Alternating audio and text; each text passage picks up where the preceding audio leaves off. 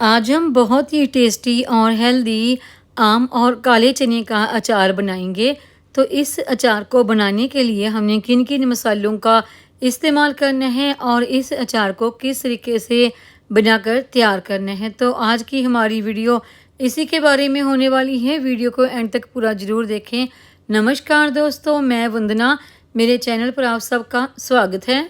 आम का अचार तैयार करने के लिए ये मैंने 1 किलो के आसपास आम लिए हैं। इन्हें मैंने धोकर काट कर अच्छी तरह से सुखा लिए हैं। तो चलिए अब हम आम और काले चने का अचार बनाना करते हैं शुरू। आम के अचार में डालने के लिए ये मैंने तकरीबन 100 ग्राम के आसपास काले चने लिए हैं। इन काले चनों को मैंने धोकर थोड़ा सा पंखे के नीचे सुखा लिया था। बहुत ज़्यादा इन्हें पानी में भिगो के मैंने नहीं रखा, सिर्फ धो के ही सुखाया है।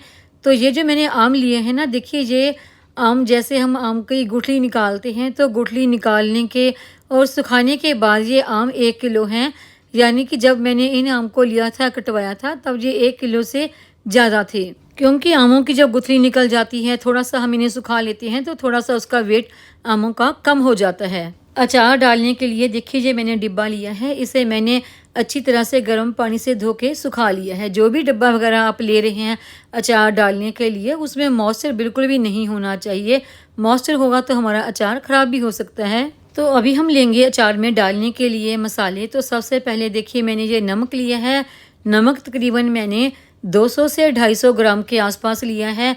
आप अपने टेस्ट के अकॉर्डिंग ये मसाले कम या ज़्यादा भी ले सकते हैं। और उसके बाद लिया है ये मैंने मेथी दाना। मेथी दाना मैंने 20 ग्राम लिया है। और आगे ये कलौंजी मैंने 10 से 15 ग्राम के बीच में ली है। आप चम्मच से लेना चाहें तो तकरीबन 1.5 से 2 चम्मच तक कलौंजी ले सकते हैं।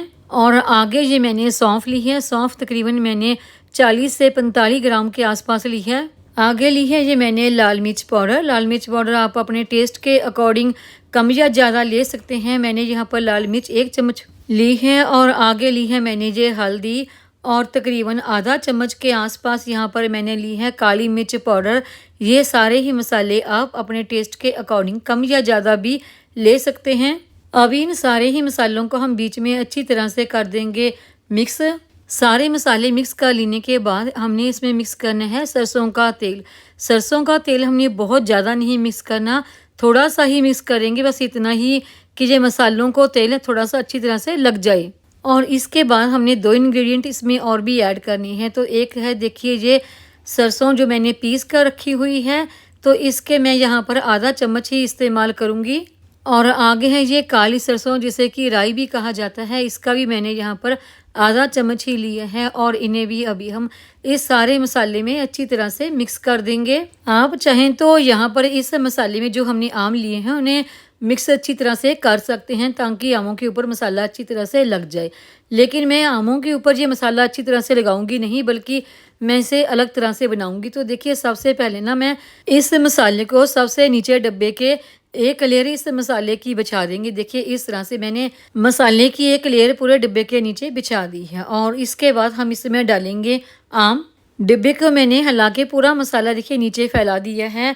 तो इसके ऊपर हम डालना शुरू करते हैं आम। तो आम मैं एक ही दफ़ा पूरे ही नहीं डाल दूँगी, क्योंकि मेरे आम 1 किलो हैं।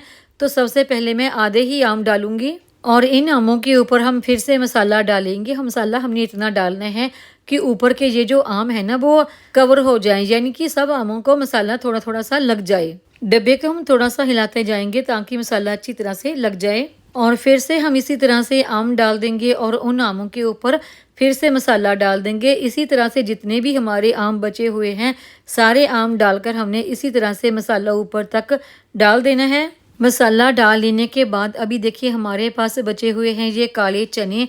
तो इनके ऊपर हम डाल देंगे काले चने। आप चाहें तो जब आप इस मसाले को आमों में मिक्स करके डालना चाहें अचार, तो उसी समय मिक्स करते समय इन चने को भी आमों के साथ ही मसाले में मिक्स कर सकते हैं। लेकिन मैंने ये जो अचार मैं डाल रही हूँ ना, इसको मैंने आमों को मिक्स नहीं किया मसाले में, तो इसलिए मैंने ये काले चने भी मिक्स नहीं किए। जिस तरह मैंने मसाले की लेयर डाली है, तो सबसे ऊपर मैं काले चने डाल दूँगी। तो देखिए काले चने डाल देने के बाद जितना हमारे पास ये अभी मसाला बचा है ना, तो ये सारा मसाला हम इन चनों के ऊपर डाल देंगे ताकि मसाला अच्छी तरह से इनको लग जाए।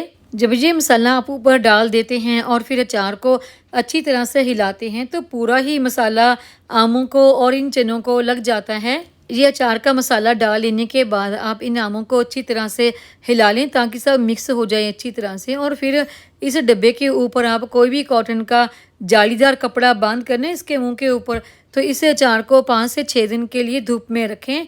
धूप में रखने से ये अच्छी तरह से तैयार हो जाएगा। तो देखिए मैंने सबसे ऊपर ना डब्बे के काफ़ी सारा मसाला डाल दिया, जितना भी मेरे पास ये मसाला बचा था, लेकिन ये मसाला धीरे धीरे सब नीचे की तरफ को हो जाएगा।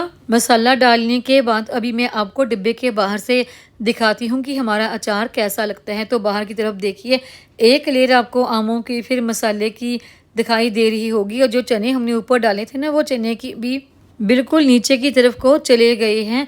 लेकिन धीरे धीरे ये सारा मसाला आपस में मिक्स ही हो जाएगा। और अभी इस मसाले के ऊपर हम डाल देंगे सरसों का ऑयल। सरसों का ऑयल यहाँ पर मैंने तकरीबन 1 कटोरी के आसपास डाला है, क्योंकि ऑयल डालने से ही ये मसाला नीचे की तरफ जाएगा और पूरे आमों को ये मसाला लग जाएगा। इस तरह से आप मसाला डालकर ये आम का और काले चने का अचार बनाते हैं तो इससे कोई फ़र्क नहीं पड़ता कि आपने आमों को मसाला लगाया है या फिर बाद में इस तरह से थोड़ा थोड़ा करके लेयर वाइज मसाला डाला है, कोई फ़र्क नहीं पड़ता, सब मिक्स ही हो जाता है। डिब्बे को हिला देने के बाद देखिए ये पूरा मसाला अच्छी तरह से बीच में मिक्स हो गया है। तो अभी हमने इस डिब्बे के मुंह के ऊपर कॉटन का कपड़ा बांधकर इसे कुछ दिन के लिए धूप लगाएंगे और उसके बाद आपका ये अचार खाने के लिए तैयार हो जाता है। बस इस बात का ध्यान रखें कि जब भी आपने इस डिब्बे में से अचार निकालना है तो जिस स्पून वगैरह की भी आप हेल्प ले रही हैं अचार निकालने के लिए, वो बिल्कुल सूखा होना चाहिए, उसमें गीला नहीं होना चाहिए, ना ही उसको मॉइस्चर होना चाहिए। अगर वो गीला होगा स्पून तो इससे आपका अचार ख़राब भी हो सकता है। और जिस डिब्बे में आप अचार डाल रहे हैं वो बिल्कुल सूखा होना चाहिए। इन्हीं कुछ बातों का ध्यान रखते हैं तो आपका ये अचार सालों साल चलता है, जल्दी ख़राब नहीं होता। इस अचार को डाले हुए मुझे 1 हफ्ते से ज़्यादा का समय हो गया। तो अभी देखिए धूप में रखने के बाद अचार हमारा पूरी तरह से बनकर अब खाने के लिए ये तैयार है।